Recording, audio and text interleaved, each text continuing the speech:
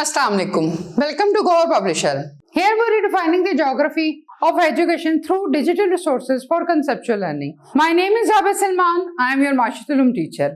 आप लोग class 5th में हैं.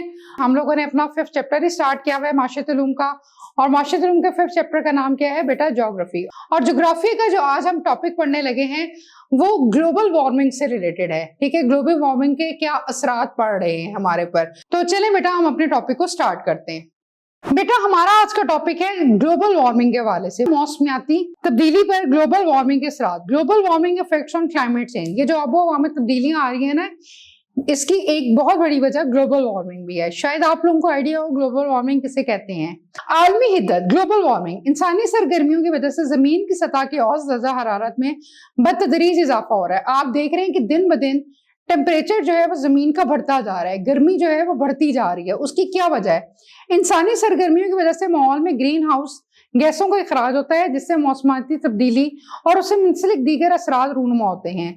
ग्रीन हाउस गैसों को समझने के लिए हमें ग्रीन हाउस और ग्रीन हाउस इफेक्ट को समझना होगा.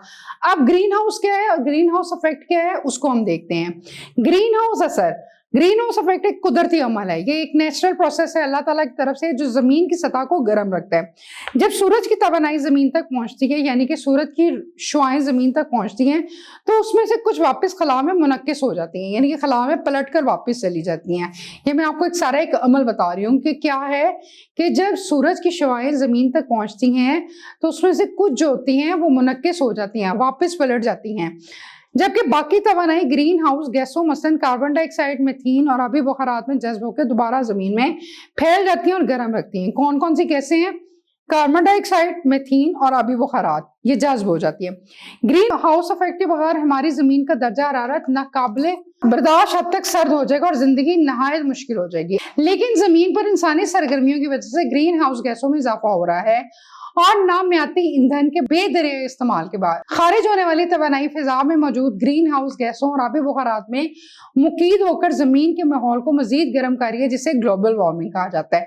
ग्रीन हाउस इफेक्ट को समझने के लिए हमें ग्रीन हाउस को समझना होगा. सर्द इलाकों में पौधों, सब्जियों और फलों वगैरह की नशोनुमा के लिए ग्रीन हाउस शीशे, प्लास्टिक, पेपर की दीवारों और छतें वाले पौधों के उगाने के घर में पौधे, सब्जियां या फल एक मसनूई और मखसूस दर्जा हरारत में उगाने पड़ते हैं.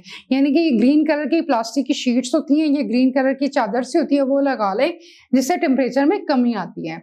नंबर 2, आलमी दर्जा हरारत में इजाफे का मतलब है कि मौसम गर्मा मजीद गर्म और दुरानिया लंबा होता जा रहा है, यानी कि मौसम सरमा कम सर्द और दुरानिया में छोटा होता जा रहा है. ये हम भी देख रहे हैं कि गर्मियां बढ़ती जा रही हैं, तवील होती जा रही हैं, सर्दियां थोड़े दिनों के लिए आती हैं और खत्म हो जाती हैं. मौसमियाती शिद्दत में इजाफे का मतलब है किसी भी इलाके में मौसम की गैर मुतवक्को और खतरनाक शिद्दत.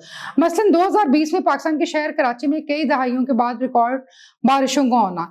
इस साल भी 2025 में भी मुसलसल कराची में बारिश हो रही है. ठीक है, इस तरह दुनिया के किसी भी इलाके में शदीद गर्मी का होना शदीद ग्लोबल वार्मिंग की वजह से होता है. ग्लेशियर के पिघलने में इजाफा भी ग्लोबल वार्मिंग की वजह से, यानी कि पहाड़ों पर ग्लेशियर तेजी से पिघल रहे हैं, जिससे दुनिया के ताजा पानी के जखायर भी तेजी से मौदूम हो रहे हैं, यानी कि कम हो रही है, और इसी वजह से बहुत से इलाकों में सैलाब आ जाते हैं. सतह समंदर में इजाफा भी ग्लोबल वार्मिंग के असरात में वजूहात की एक वजह है, क्योंकि ग्लेशियर के तेजी से पिघलने की वजह से सतह समंदर बुलंद हो रही है. आलमी मौसमियाती तंजीम WMO वर्ल्ड मेट्रोलॉजिकल ऑर्गेनाइजेशन जो मौसम के बारे में हमें बताते हैं कि रिपोर्ट के मुताबिक हर साल समुद्र की सतह में 0.12 इंच तक इजाफा हो रहा है, जिसमें आने वाले वक्त में कई साहिली शहरों के गर्क होने का भी खदशा है, यानी कि साहिली इलाके जो समुद्र के इर्द गिर्द हैं. पौधों और जानवरों पर बुरे असरात हुए ग्लोबल वार्मिंग के असरात की एक वजह है मौसम सरमा में परिंदे अक्सर सख्त सर्द इलाकों में कम सर्द इलाकों की जानिब हिजरत करते हैं, लेकिन ग्लोबल वार्मिंग में इजाफे की वजह से परिंदे मौसम सरमा में अपने मनाजिल तब्दील कर रहे हैं, यानी कि बहुत सर्दी पड़ती है तो वो उनकी कोशिश होती है कि कहीं ऐसे इलाके में चल जाएं जहाँ थोड़ा कम ठंड हो. मसलन अब 30 साल पहले की निस्बत कम परिंदे सर्द इलाकों पाकिस्तान की तरफ आते हैं, क्योंकि पाकिस्तान के अक्सर इलाके गर्म से गर्म होते हुए जा रहे हैं. इसी वजह से बहुत सारे पौधों के फूल भी वक्त से पहले खिलने लग गए हैं. ग्लोबल वार्मिंग के असरात से बचाव के लिए क्या जरूरी है, हमें क्या प्रिकॉशन, क्या हिफाजती तदाबीर करनी चाहिए।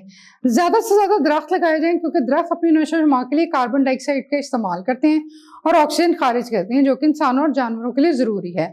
इसलिए फिजा में जितनी कार्बन डाइऑक्साइड कम और ऑक्सीजन ज्यादा होगी, उतना ही जमीन का दर्जा हरारत कम यानी ग्लोबल वार्मिंग कम होगी। कम से कम गाड़ियां और मोटरसाइकिल इस्तेमाल की जाएं, ठीक है। बाहर के मुल्कों में लोग पैदल चलना ज्यादा पसंद करते हैं, एक तो वॉक भी होती है, दूसरा वो इन चीजों से बचते हैं ग्लोबल वार्मिंग से। और अवामी ट्रांसपोर्ट खुसूसन बसों को पर सफर को तरजीह दी जाए, ताकि गाड़ियों से निकलने वाले धुएं और गैसों से फिजा को महफूज रखा जाए। कम फासला तय करने के बाद पैदल चला जाए, जो कि सेहत और तंदुरुस्ती का जामिन भी बनता है। हुकूमत को चाहिए ड्राइवर हज़रात को अपनी गाड़ियों और मोटरसाइकिलों के इंजन दुरुस्त हालत में रखने का पाबंद होना चाहिए।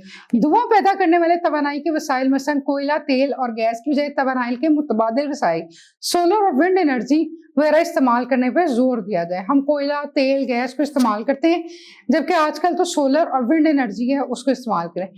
फैक्ट्री और कारखानों से निकलने वाले धुएं और फाज़े कीमती मादे मसलन ईंटों के भट्टे और दीगर कारखानों से निकलने वाले मुज़र माहौलियात धुएं के इखराज का मुनासिब सद्देबाब किया जाए, यानी कि गवर्नमेंट को फैक्ट्रियां ऐसी जगहों पे खोलनी चाहिए जो शहरों से बाहर हो, और जो बहुत ज्यादा धुआं निकाल रही हैं उसका कोई रिप्लेसमेंट होनी चाहिए, कोई मुतबादिल जरिया होना चाहिए, ताकि वो फिजा में शामिल ना हो सके। मुझे उम्मीद है आज आप लोगों को ये टॉपिक आसान लगा होगा, समझ आई होगी, इसको अच्छी तरह याद कीजिएगा, वीडियो देखिएगा बार बार, ठीक है, और काम लिख के याद करें ताकि गलती की गुंजाइश ना हो। हम मिलते हैं अपने अगले लेक्चर में, अपना ख्याल रखें, अल्लाह हाफिज़।